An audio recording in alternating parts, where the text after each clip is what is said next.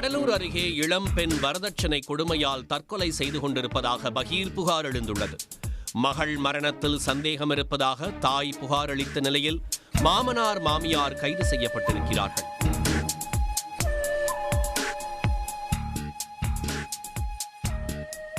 திருமணமாகி 4 ஆண்டுகளே ஆகும் நிலையில் பெண் மரணத்திற்கு வரதட்சணை கொடுமைதான் காரணமா? கடலூர் மாவட்டம் காட்டுமன்னார் கோவில் அருகே உள்ள மோவூர் கிராமத்தைச் சேர்ந்த ஓய்வு பெற்ற மத்திய காவல் படை உதவி ஆய்வாளர் செங்குட்டுவன் மகன் கயல்வேந்தனுக்கும் சேத்தியாத்தோப்பு அருகே உள்ள வீரமுடையானத்தம் கிராமத்தைச் சேர்ந்த கயல்விழி என்பவருக்கும் கடந்த 4 ஆண்டுகளுக்கு முன்பு திருமணம் நடைபெற்றது.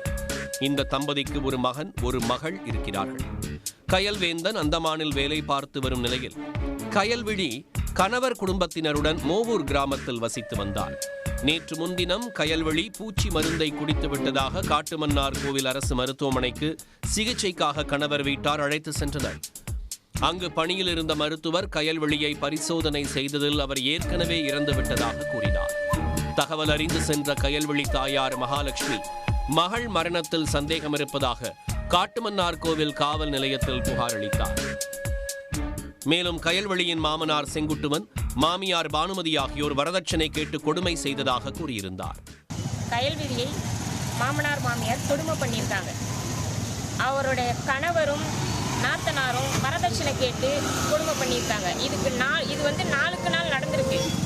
ஆனால் இப்போ கெடுபடியாக அவளை கேட்டு துன்புறுத்தி அடித்து கொன்று போட்டுட்டு எங்களுக்கு தகவல் கொடுத்தாங்க.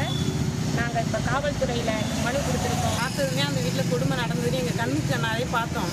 ஆனால் எங்களோட சூழ்நிலை அந்த பொண்ணை அங்கே விட்டுட்டு வர நிலைமையில தான் இருந்தோம்.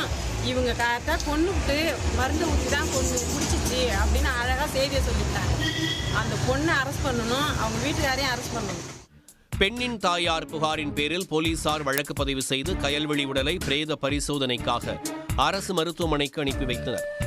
தொடர்ந்து வரதட்சணை கொடுமை பிரிவுகளில் வழக்கு பதிவு செய்து கயல்விழியை தற்கொலைக்கு தூண்டியதாக மாமனாரும் ஓய்வு பெற்ற மத்திய காவல் படை உதவி ஆய்வாளருமான செங்குட்டுவன், மாமியார் பானுமதி ஆகிய இருவரையும் கைது செய்தனர்.